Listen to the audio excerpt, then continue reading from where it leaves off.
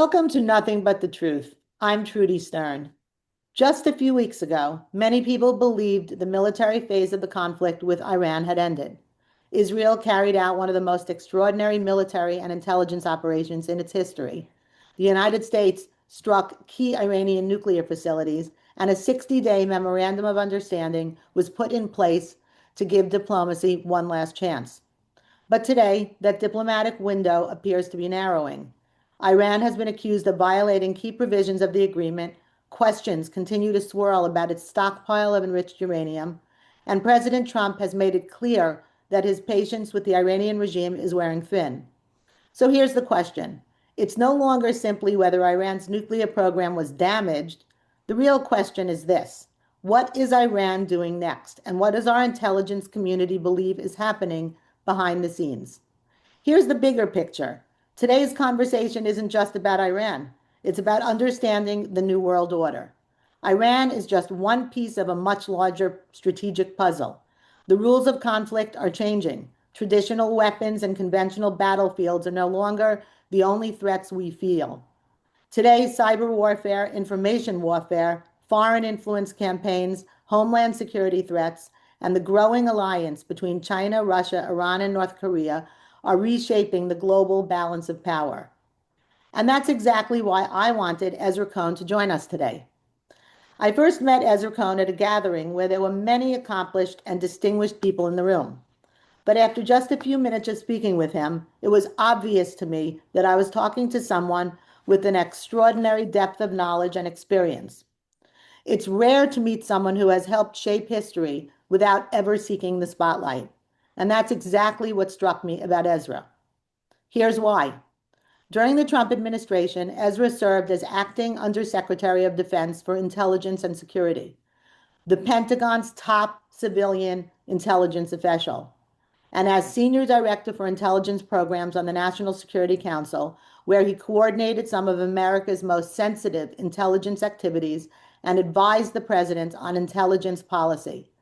Earlier in his career, he served operationally with the Defense Intelligence Agency, including a deployment to Afghanistan, before rising to oversee much of America's defense intelligence enterprise, including the National Security Agency, the Defense Intelligence Agency, the National Geospatial Intelligence Agency, and the National Reconnaissance Office. Today, Ezra continues to shape national security policy as chair of the Public Interest Declassification Board and as an adjunct fellow at the Hudson Institute. If anyone can help us separate headlines from intelligence, speculation from fact, and politics from reality, it's Ezra Cohen. Ezra, it is an honor to have you on the show. Welcome to Nothing But the Truth. Thank you, Trudy. I really appreciate you having me on. So, lots to get to, but let's start with Iran. We were told the strikes dealt a devastating blow to Iran's nuclear program, and yet we're now hearing about violations of the diplomatic understandings, questions about enriched uranium, and continued aggression by the regime. What's your intelligence assessment of what is happening in Iran today? Well, I think the first thing is obviously it does seem that there's a bit of a debate within the Iranian system right now. Obviously, we eliminated the uppermost leadership. The previous leadership, as President Trump said, we've already had some degree of leadership change in the country. That's certainly for sure. But you do see that there are competing factions. I think that you've got the civilian leadership, and then you've got the military leadership, and they don't seem to be in agreement on everything. That's for starters. On top of that, the military campaign that the U.S. carried out with Israel for a couple of months also disrupted the command and control apparatus inside of Iran. So that does open up the possibility that you can have local commanders or field commanders that conduct errant strikes, or maybe strikes that weren't ordered by, the very strict hierarchy that they had before. So I think with all of that, there is a chaotic scene there. On top of that, of course, the U.S. has restarted airstrikes. President Trump has ordered airstrikes over the last 3 or 4 days. And anytime you get into a active shooting situation like that, you also are going to have more chaos in the system. So, all of these things together, means that from an intelligence perspective, we've got to have a really, really good handle on the pulse, but also really understand the leadership intentions and the behaviors of all of the various commanders up and down the chain of command, from the very highest to the people in the field, so that we can understand how they're going to react. So, how much of Iran's nuclear capability was actually destroyed? I think certainly they have not been conducting enrichment since the strikes last summer. The U.S. Successfully destroyed their enrichment capability with Operation Midnight Hammer. And now that doesn't mean that they don't want to restart enrichment, that they don't have a continued desire to, but they have been unable to restart enrichment as best we can tell since last summer. Now, have we destroyed the other parts of the system? Have we eliminated all of the expertise that they've built up over time in terms of, their scientist corps, et cetera? Have we eliminated the other parts that other components and other factories, et cetera? Have we eliminated the missile program? I think there's still a lot of work to be done there, especially on the missile program, the delivery mechanism for these nuclear weapons. We haven't fully eliminated that yet. So, it all depends. But in terms of enrichment, all indications are that has stopped since Operation Midnight Hammer. Do you think that that Iran moved any of its enriched uranium before the strikes? There were certain, look, there is imagery, and much of that is available, much of that satellite imagery, at least, what the public can see. Commercial satellites have gotten very good. It's not like the government has a monopoly on satellite imagery anymore. And from what we can see from the imagery, it does look like they were working in the days, really almost immediately after Midnight Hammer, and then up until the strikes earlier this year, the resumption of hostilities earlier this year. It does look like they were working very diligently to try to get access to some of the nuclear material. As President has said, the dust, the nuclear dust. But there is a lot of rubble to clear there. It is buried deep underground. There is no indication that I've seen, any credible indication that they were able to reach that yet.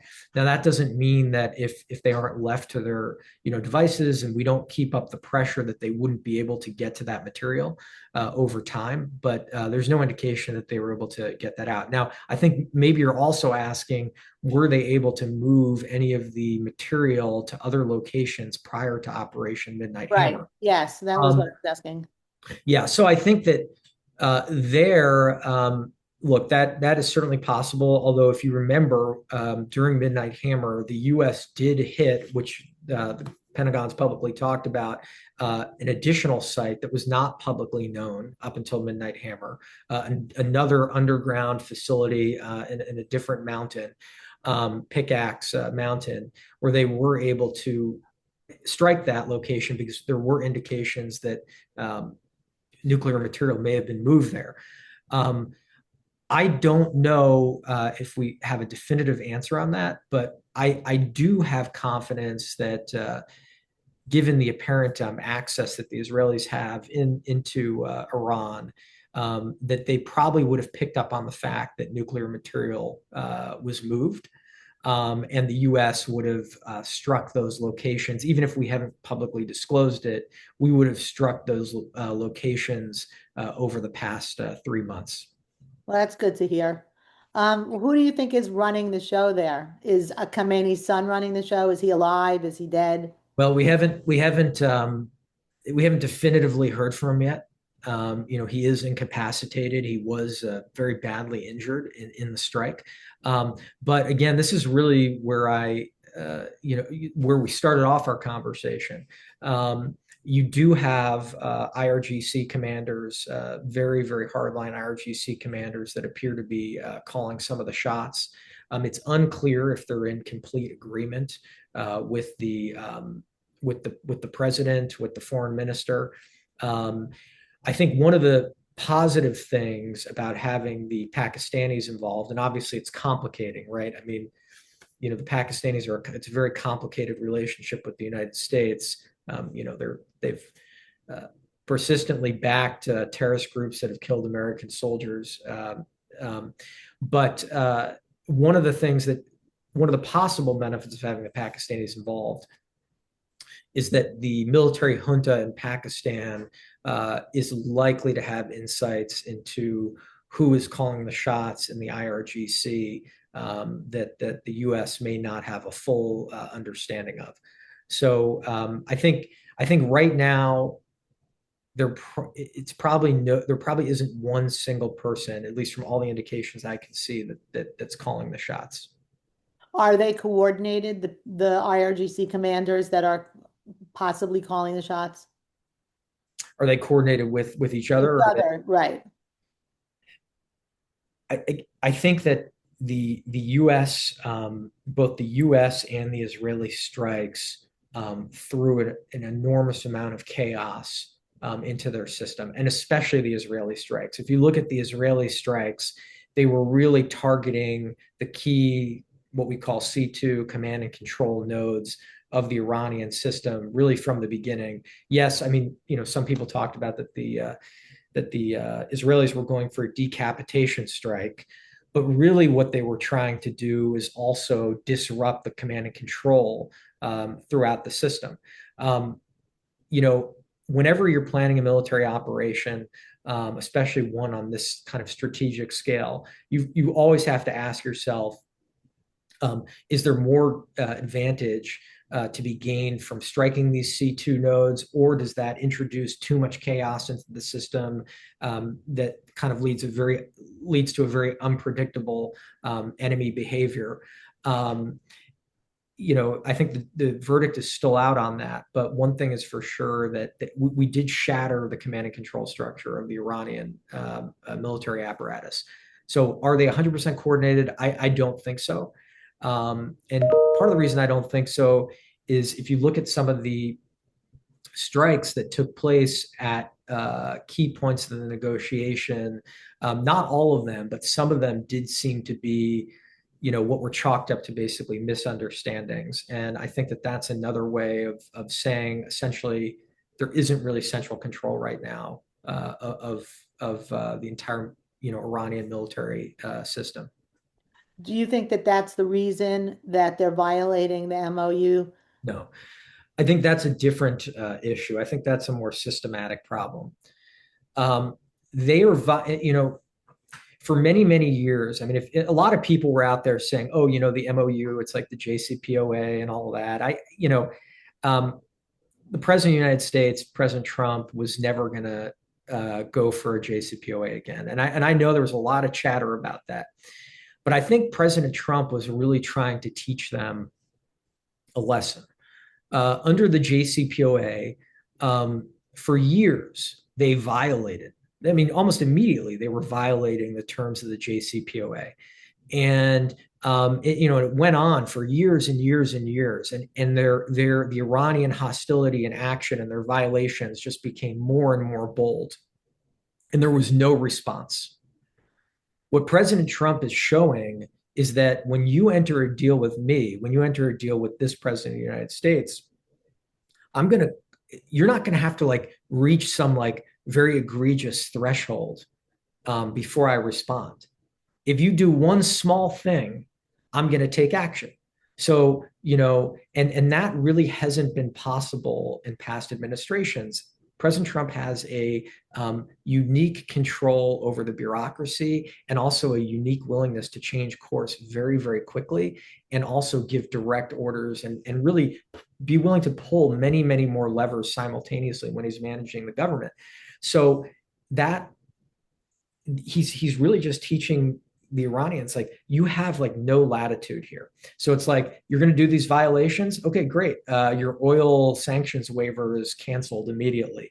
You're going to, every ship you strike, I'm going to strike 100 targets immediately afterwards. Right. So just leaving them very, very little room. That is not a lesson that the Iranians have experienced before. So in terms of their violations of the MOU, I mean, I basically think they thought they could get away with it because why wouldn't they? They've been able to get away with violating international agreements for 20 years. So, but that's not the case now, and they're learning that lesson very, very strongly. That's an amazing perspective because it is definitely one that I know lots of people hadn't really thought of, but that is a great perspective. What's the Yeah. biggest thing you think that the American public misunderstands about where Iran is today? Well, sorry, Trudy, just your last comment. I mean, I think that many, many people who are, close friends of mine, many of them have been on the show. I know people got very, very upset about the MOU. But, you know, having worked for the president and really seen the complexity of his thinking, um, there was never a moment in my mind where I thought, okay, this is JCPOA too.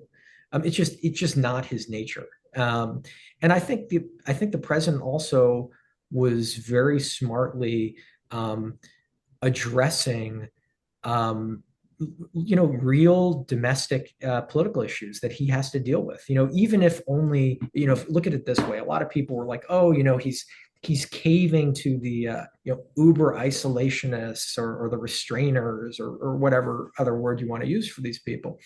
Um, Even if that's only 5% of his coalition, that's not an insignificant amount. He's got to figure out a way to address that, especially when we're going into an election year. He can't dismiss these people completely.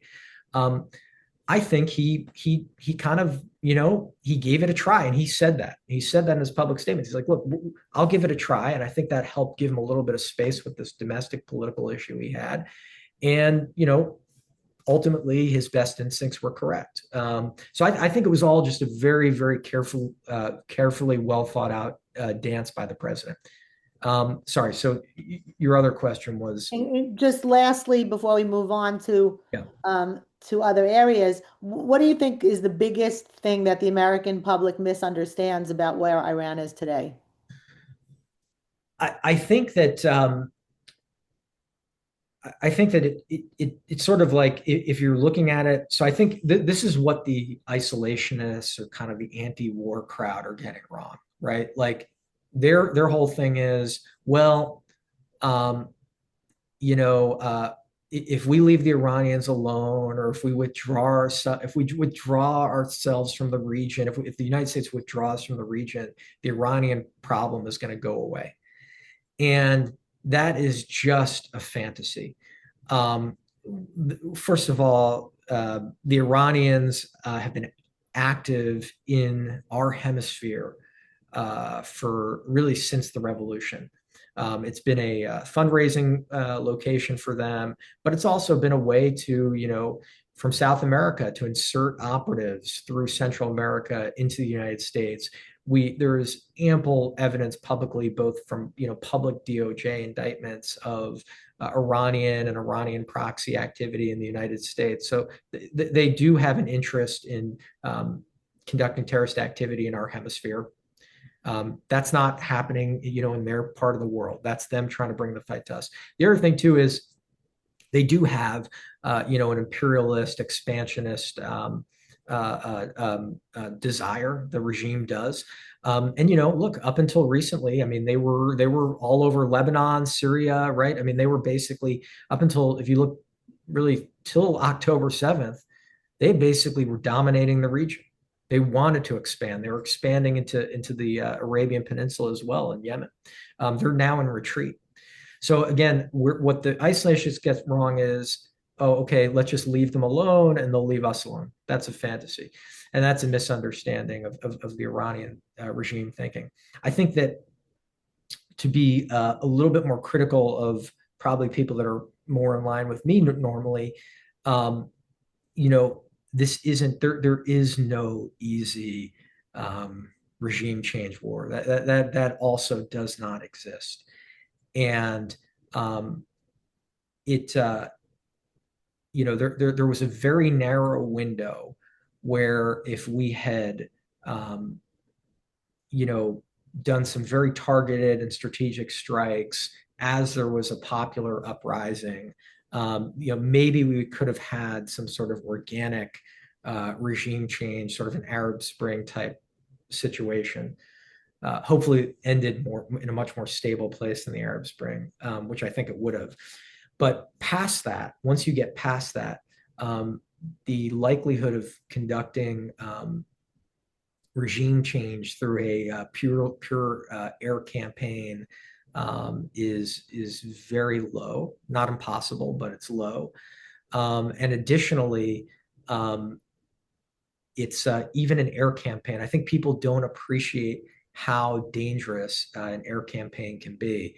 And we saw that here, and we've seen that in the past. But people had forgotten what happened in previous conflicts where we had down pilots. We saw that here, how just complex it is if we, God forbid, have an American pilot go down over enemy territory. It's very complicated. So I think on both sides, there's just a lack of appreciation for the complexity of this conflict. I think, though, that the isolationist piece, which is growing within the Republican Party, is something that is very misguided. The world has become more global, if anything, and it's impossible, I think, to be isolationist at this point. Well, look, the same group of people also says that if we stay out of the Pacific, the Chinese will just, accept, they'll just stay in their part of the world, and they have no desire to subordinate the United States. Again, I mean, this is wishful thinking, right? I mean, that would actually be a great world to live in. It's sort of like Imagine the song. I mean, of course, it's not like that. And the Chinese have used the Iranians as an implement to destabilize the United States and our allies, just as the Russians have. And so look, we are in a global conflict. This isn't just a war in the Middle East. This is a global conflict that we're in. So that brings me to my next question, which is, uh, as important as Iran is, it's really one piece of a much bigger puzzle. How closely are Iran, China, Russia, North Korea working together today? Are we looking at four separate adversaries, one coordinated strategic alliance? What are you seeing here? Well, we've seen, especially when it comes to weapons production, obviously unmanned aerial systems activity, development of unmanned aerial systems, of missiles, missile components. Um, we've seen an enormous amount of cooperation between the four countries. They all have these bilateral relationships where they're helping each other's militaries. I mean, I think the big loser in all of this has really been the Chinese. I mean, of course, the Iranians have been, I think, the biggest loser in that their entire proxy network has basically been destroyed. As we just said, they've been pushed from essentially occupying, having footholds in most of the Middle East. They've now basically been pushed back to their borders. Huge loss there. But the Chinese have also taken a big loss because this kind of spreading Iranian Shia radical influence across the region had allowed them to some extent to kind of control conflict in a way that if the US or its allies were getting out of step in one place, they could kind of flip the switch, have the Iranians cause a problem, which would distract the United States off China. I think that the Chinese have been a very big loser in this. And same thing with Russia. I mean, they have the Russians have not had a stellar performance since the beginning of their invasion from Ukraine. They still have not achieved victory. It's sort of exposed that China is allied with people that really aren't winners. And it's awakened the world, right? The biggest part of this is you've got America and its allies waking up, producing more weapons than ever, spending more money in defense, preparing for the range of threats from low end, irregular counter UAS to very, very high end, threats. That wasn't there before. And so I think the Chinese have been a very, very big loser in this. Now, there is just real quick, there is a kind of a diminishing return. At some point, this conflict does, both in Ukraine and in Iran, does become a distraction from our need to focus on preparation for China. So there is a point of diminishing returns. But I think the president has a very, very good pulse on that. Great to hear that. So, if Iran is just one piece of the puzzle, can we step back for a minute and look at the whole chessboard? One of the things I think Americans might not fully appreciate is how dramatically different warfare has become. That it's no longer just tanks, missiles, and fighter jets, but now it's cyber warfare, artificial intelligence, economic coercion, information warfare, and foreign influence campaigns. How should Americans think about this new battlefield, and how capable are we of fighting against these types of things? Yeah, well, if you look back to the initial Russian invasion of Crimea during Obama's term, or even if you go back farther to the Russian invasion of Georgia during George W. Bush's term, the U.S. At those points really wasn't oriented. Our military system really wasn't oriented towards hybrid threats. Those conflicts were a huge wake-up call to us. And in a way, I think, I think history will look back at this and say that by doing it piecemeal, the Russians lost their element of surprise that they had in this sort of form of hybrid warfare. And as a result, they never achieved complete success. And maybe had they done it all at once at the beginning, when the U.S. and the West weren't prepared to deal with this, they would have been successful. But today, if you look across both Europe, increasingly in Asia, and of course the United States, everybody is focused on the kind of the term of art is resiliency, and it's resiliency from hybrid threats. And asymmetric threats, right? Everybody is on the lookout for, disinformation now, right? I mean, 10 years ago, we weren't talking about disinformation on social media and all these forms of propaganda, right? That was a relic from the Cold War. Everybody has woken up to that now. We are doing more training than ever. I mean, the Europeans are now training ordinary citizens, learning from the lessons of Ukraine. They're training ordinary citizens in these small village towns that are on the border with Russia to pick up arms and fight in an irregular force. All across the Pacific, you have people on islands that are being trained and learning to fight as an irregular force to resist Chinese aggression, Chinese illegal fishing, etc. So the world has woken up. Just the other day, just yesterday, I saw that CENTCOM used unmanned surface vessels to conduct a strike in Iran. We didn't have that technology 6 years ago. Had the Russians not invaded Ukraine, those systems, those unmanned attritable surface systems, were very, very small, very far off. And I think that that's just sort of an indicator of how much we've been able to pivot and really kind of awaken and pick up all these new forms of technology and warfare. That's how the pilots were retrieved, right? Right. Same type of drone. Yeah, there were two downed aircrew, I believe, from an Apache helicopter that went down, that were picked up via these aircraft. But actually, the Apache is a perfect example, or the A-10, right?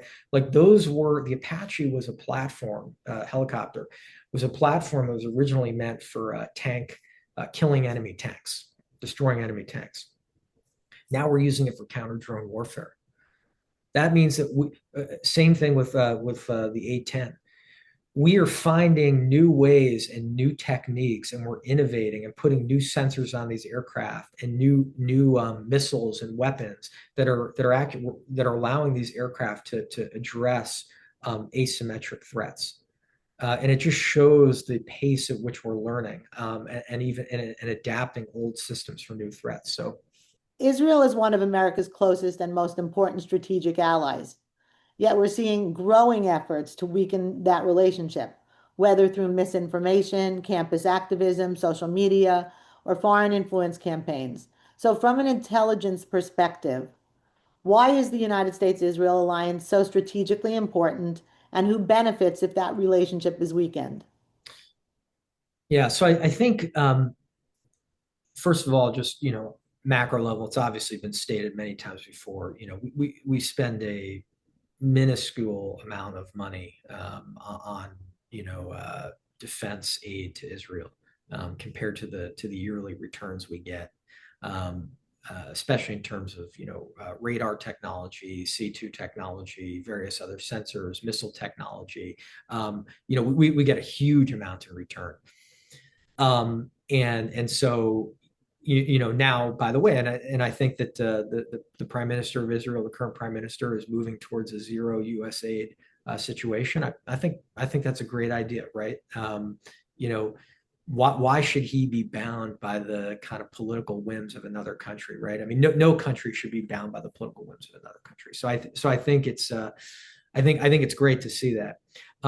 Look, in terms of the intelligence relationship, and again, I can't obviously get into too much detail, but I can say this: it's very kind of it's an obvious thing, but maybe most people aren't thinking about it, which is that Israel is singularly focused on are mostly focused on their region.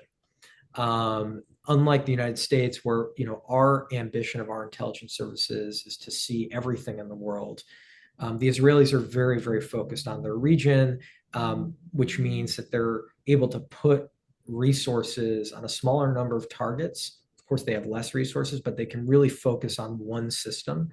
And in that case, they're obviously one of their biggest targets have been the Iranians for the past several decades. And it's mean that they've been able to develop an extremely deep understanding of the way these enemy systems work, the way that the communications work, the behavior of every single key decision maker in that system. The U.S. has way too many things going on to have that level of focus. As I said before, it's very simple. The Iranians are a threat to the United States. They are a direct threat to America and its interests. And we have a partner in Israel who has a degree of insight into this enemy, like a level of insight that we could never develop on our own. The other thing too is the Israelis benefit from the fact that they have a large number of Persian people that emigrated from Iran to Israel, and that gives them also a degree of cultural expertise that simply the United States just doesn't have in the intelligence community. So that's really where we benefit. And then lastly, I'll say on the cyber side, the Israelis have proven that given the size of the country, their ability to wage very, very complex cyber warfare with chaining together many, many attacks to create a bigger strategic effect is unmatched. So, lastly, wait a minute. Who benefits if this relationship is weakened? Like it seems like there is a real effort on the part of lots of different entities, from the DSA to Iran to China to really sever this relationship. Who benefits the most? And can you weigh in on that? Yeah, I mean, look, anytime the United States loses a source of information or a source of partnership into an adversary, I mean, obviously that's a loss for the United States. There's no question. Again, I think the criticism of the relationship between the U.S. and Israel um, is it really sort of centers around this idea that the Israelis are controlling, American decision making. Um, a lot has come out, and I know there are a lot of people, probably your listeners and other guests you've had on your show who don't like the things that have come out about President Trump's kind of views about Bibi and what he said about Israel and some of the frustrations that have unfortunately leaked out. But one thing is for sure, I mean, that shows that he's not being controlled by anybody. So I haven't seen any real credible evidence that the president's thinking was, around this conflict was controlled by the Israelis. In fact, I've seen the opposite. Um, so I think once you kind of take away that criticism, I'm not really sure what's left about your problem with the thing. Now, by the way, did the Israelis have an ambition to shape American decision making? Sure, I'm sure they did. I mean, every country. I mean, we certainly want to shape other countries' decision making to be more advantageous to us. I mean, I just assume that any other country does the same, and you just have to go into these relationships knowing that. Um, but again, look, you take that away. You take away this idea of some mind control. It's so insulting to President Trump. But you take away the mind control accusation, and I'm not really sure what's left to complain about. So, who loses? I mean, clearly the US loses, but I think also, I mean, frankly, our partner loses as well. And that's not unique to Israel. Right. We've actually had on the show David Friedman a few times, Ambassador David Friedman, and he addressed that exact issue of Israel controlling America on lots of different issues relating to Iran and the the conflict with Israel and the war. And he said that that's absolutely ridiculous. That countries, just as you said, will have a list of things that they would love to see America do. And that absolutely the president looked at the list and, only what was in America's best interests was he considering doing. So, he agreed totally with what you were saying. It's so sad that so many people in America are being duped into thinking the opposite. And, it seems to me so ridiculous because I don't think Donald Trump is able to be controlled by anyone or any entity. So. It's very lazy. I think is the best way to put it, right? I mean, if you don't understand the complexity and the deepness of the threat that Iran poses to the United States, and the way that the Iranians are being used by the Chinese to try to destabilize the United States and undermine our interests, it's very easy to just say, well, we're in this war because somebody else wanted us to be in this war. Um, but I look, I think it again. I'll just go back to what I said in the beginning. The president really, he is controlling this situation like a thermostat, and a very modern thermostat where you can get down to like, 0.2 degrees, increments of what you want it to be, right? He's got his hand on that dial, and he's not listening to anybody else. If he wants to turn up the heat on the Iranians just a little bit, he's got the ability to do that because he's got a very good understanding now in his second term of how government works. And if he wants to reduce the pressure on them, he can do that too. And I think that in a way, this is the biggest deterrence, I think, for the Iranians. Now knowing, and hopefully they're beginning to recognize this, that the president really does have that level of precise control over the pain that they feel. That is a huge deterrence because it really means they have to think super, super carefully about any move they make. And that didn't exist before. Great point. Really very, very fascinating. I think also it should be understood that if it was really important for these adversaries to break the relationship between America and Israel, then that has to be something that's very positive for America and for Israel. Because otherwise, why would they invest so much into breaking that up? Yeah, I mean, well, I think that certainly the technology that comes out of Israel is something that these other countries don't like the fact that it's going to the United States. There's no question about that. Um, but again, these adversaries are looking to destabilize really the entire kind of American sphere of influence, and that's what they're hell bent on doing. Um, Again, I don't consider myself to be, a super interventionalist, and I also don't consider myself to be an uber isolationist. I think that this is really what speaks to me and many, many other people, and really the bulk of the of President Trump's coalition.